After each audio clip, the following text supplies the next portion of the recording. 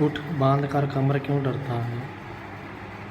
عباس جب صبح بیدار ہوا تو نماز پڑھ کر جلدی جلدی اسکول جانے کے لیے تیار ہونے لگا۔ اسکول پہنچ کر اس نے دوستوں کو بتایا کہ رات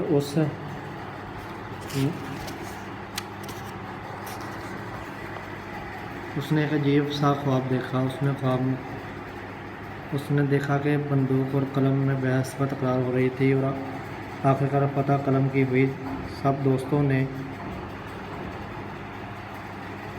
پوچھا، اچھا وہ خواب میں کیا تھا؟ تو عباس نے قلم اور بندوق کے متعلق اپنا خواب سناتے ہوئے کہا کہ قلم اور بندوق دونوں پڑوسی تھے، ان کے درمیان اکثر کسی نہ کسی بات پر تکرار ہو جاتی، جس کی وجہ صرف یہ تھی کہ قلم بندوق کو ہمیشہ برے کاموں سے منع کرتا۔ ایک مرتبہ قلم کو اہل علم کے محفل میں شرکت کے لیے ملک سے باہر جانا پڑ گیا۔ وہاں اس کا قیام خاصا طویل ہو گیا۔ جب وہ واپس لوٹا تو ملک کیا عجیب تھا، ہر طرف افراتفری پھیلی ہوئی تھی، کیا بچے کیا بوڑھے، سب بندوق اور اس کے برے دوستوں بم، خنجر، پستول وغیرہ کی شیطانیوں سے خوفزدہ تھے۔ ان کے پھیلائے ہوئے خوف و ہراس سے سب لوگ اپنے اپنے گھروں میں قید ہو کر رہ گئے۔ جہاں دیکھو اور سنو گولیاں چلنے اور بم دھماکوں کی خبروں سے کہرام مچا ہوا تھا۔ قلم کو اپنے وطن عزیز کی اس حالت پہ بے حد دکھ ہوا۔ اس نے بندوق کو للکار کر کہا، ٹھہرا اے بزدل، تجھے کچھ خدا کا خوف نہیں جو تو اس طرح انسانیت کا قتل عام کر رہی ہے، جو ان جوان، بوڑھے اور عورتیں، حتیٰ کہ اب تو معصوم بچوں کے سکول بھی تیری شیطانیوں سے محفوظ نہیں۔ ارے ظالم، دیکھتے ہی دیکھتے تو نے ہمارے ہرے بھرے آشیانے کو ویران کر دیا۔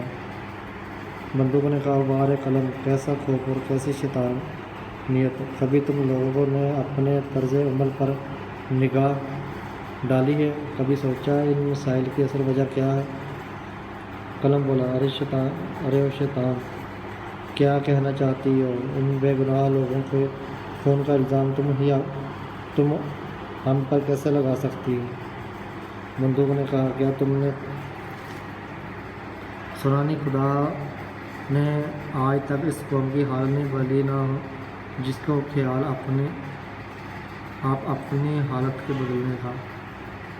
قلم نے گرج کر کہا، اس بات کی وضاحت کرو، اپنے گناہ پر پردہ نہ ڈالو، میں تو پہلے ہی تیری اور تیرے دوستوں کی شیطانیت سے عاجز تھا۔ بندوق نے کہا، اچھا، کہاں تک سناؤ گے؟ تم اور تمہارے لوگوں کے اتنے مسائل کے ہیں کہ ڈھیر لگا ہوا ہے، میں نے صرف ان مسائل کا فائدہ اٹھایا اور چنگاری لگا کر ہوا دی ہے۔ قلم نے ناراض ہوتے ہوئے کہا، صاف بتاؤ اور کھل کر بات کرو، تم نے مسائل کا فائدہ اٹھایا ہے اور تم کیسے کہہ سکتی ہو کہ تم نے صرف چنگاری کو ہوا دی ہے؟ بندوق نے طنزاً کہا، واہ رے تیری معصومیت، اتنے نادان نہ بنو، کیا تم نہیں جانتے یہاں ہر کوئی ایک دوسرے کے خونخوار نظروں سے گھور رہا ہے، مثلاً غریب جاگیردار سے